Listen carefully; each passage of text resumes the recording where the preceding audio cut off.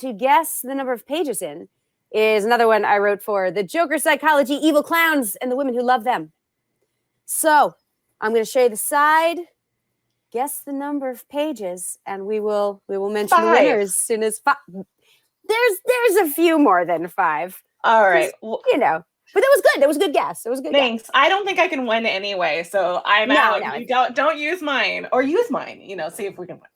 Let's let in our next guest. Amazing author. I know he's raring to go because he's had a potato salad. Let's go. Hi, how you doing? McSciFi. We are Twitter friends. You are very active on Twitter, and it is wonderful. Yeah, actually, you and I are also Facebook friends. Yes, we are. And I think we're Instagram friends. I don't know. Yeah, I think we are. Are you official friends? Ooh, the shade. Yeah, yeah. I don't tell I never tell my girlfriend about her because, you know, that would get awkward. Your girlfriend sounds awesome, by the way. Kim is wonderful. Kim is absolutely, she's the reason I'm still alive, I think, sometimes. She is an amazing human being. She's really wonderful, really wonderful. Love that. And I've been listening along for the entire program here today, and I've actually gotten to the point where I'm confused, like, why the hell am I here? Because I'm not an uplifting, positive personality. My debut novel killed every man, woman, and child on the planet. And here I am, like, after that lady who's saving everybody's lives. I'm like, I'm sorry. But, you know, sometimes you need that sort of like in your head just to know that the possibility exists. I understand that. There's some kind of motivating thing in there. I'll figure it out. Good luck with that. It's like starting over. It's like you have to rebuild. Like something like that. Something like, I don't know. No, I like that. I like that. So I want you to tell us about Bill McSciFi and how you got that name. I got the nickname. Actually, I got to tell you another story before I can tell you that story. Okay.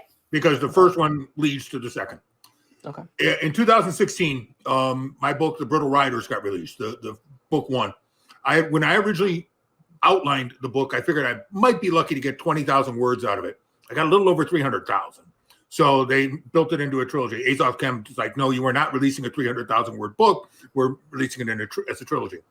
So book one came out September of 2016, right around my birthday, which was planned. That was their way of being nice to me. And immediately got bootlegged by a Russian site. And this is funny. We were selling it on Amazon to try and get people to buy it for $1.99. You know how they do those. Hey, $1.99, here's my book, my ebook. Isn't that exciting? My ebook. Yeah, screw that. I'm never doing that again. Everything's $10 and leave me alone.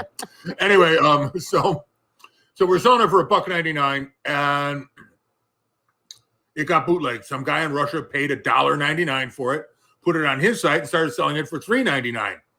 And even got Daily Motion, the website here in America, to promote the fact that he was selling for $3.99.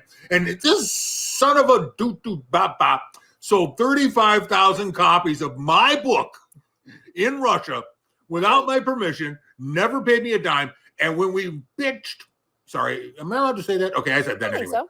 Okay, when I complained to the Russian embassy here in Chicago and went through the food chain to get to somebody who actually could give me an answer, I found out that because my book contained things that showed equal rights between the races, support for the LGBTQ plus IA plus community, support for people who live different lifestyles, I'm guilty of sedition in Russia. So if I ever showed up in Russia, I would be arrested. That's right. I'm going to be arrested because my bootleg book that they did not pay me for doesn't meet their moral standards. And I have many middle fingers I could flip at them. So anyway, so you're a wanted man. I'm a wanted man. In Russia. Wow. Mm-hmm. I mean, that's like, I hope that's on your like bio for all of your social media. Wanted in Russia. I am a seditionist in Russia. So that as far as I'm concerned, that makes me cool. And now that Putin's been cracking down on gay people because murdering people is okay, but don't be loving the same sex. That's rude. Stupidly uneven. I don't know. Yeah, you know, hey, I don't make the rules. That's what they are. So I'm a wanted man in Russia. Oh my God. Meanwhile, The Brittle Riders, remember that book that I wrote that came out? Amazon put it in the erotic ghetto because on the cover of the book was an art gathering or art drawing by a gentleman named Jiba Mole Anderson. He's an amazingly popular artist, He's from the west coast of Africa. He lives here in Chicago now. He teaches art at the University of Chicago. He is incredibly respected. And he's been a friend of mine since God wore tennis shoes. So he did the cover for my book. And it shows a beautiful African succubus on her knees with her hands around her chest and her wings pulled back, and she's bald, and she's a succubus, you know. But because she had her hands around her chest, Amazon marked it erotica. Now, obviously, if you're looking for erotica and you see this book, you're probably not going to want it. And if you're looking for sci-fi, you're not going down to the erotica section where it has, and this is true, dino porn.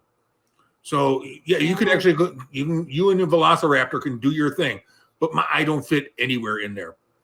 So I'm okay without the Velociraptor, but thank you. Yeah, you're welcome. I'm sorry about that. But anyway, so we went back and forth with Amazon, and they finally said, okay, I'm sorry, we didn't need to put you there. Let's put you where you really belong. They put me in African women's studies. Now, I've actually met Maya Angelou, and I think she's a wonderful human being, and I've had a drink with her.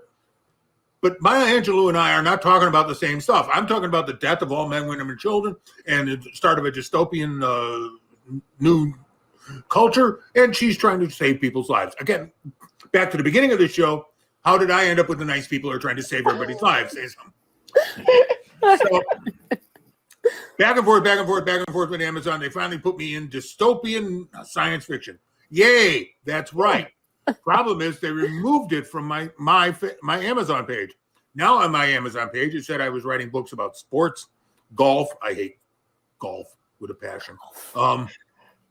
Some guy had written a book about weird theology that I would have disagreed with everything on.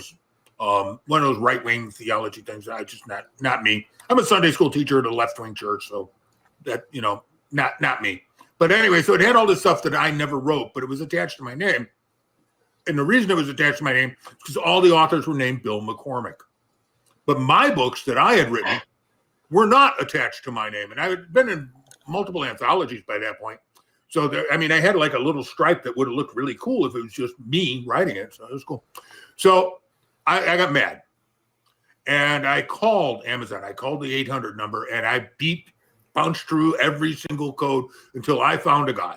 And I found a guy named Patel, who was really nice and made me not yell, because I was ready to yell at something. But he was very, very nice, and he made me not yell.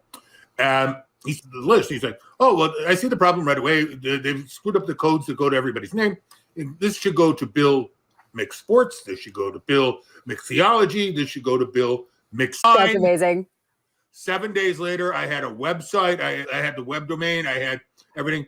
And I made it a point really quickly to brand everything. So my Facebook page is Facebook Bill McSciFi. My Twitter is Bill McSciFi. My Instagram